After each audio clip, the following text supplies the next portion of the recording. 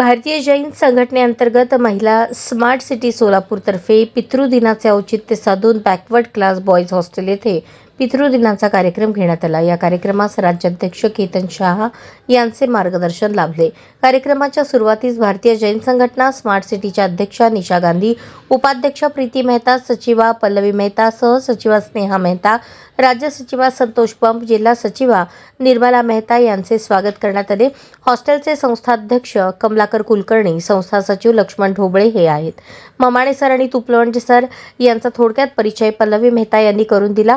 राज्य सचिवा संतोष बंब यांनी मुलांना आई वडिलांनंतर सर्वप्रथम आपले गुरु हेच आपले पालक असतात आणि तेच आपल्यावर संस्कार करण्याचे काम करतात हे सांगितले। कार्यक्रमामध्ये मुलांवर संस्कार करणारे, मुलांच्या आयुष्याची दिशा ठरवणारे ममाणे सर, तुपलोंढे सर यांचा सत्कार करण्यात आला। सुरक्षा रक्षक दत्ता गलांडे आणि मुलांना जेवण बनवून देणाऱ्या माशाळकर मावशी यांचाही सत्कार करण्यात आला।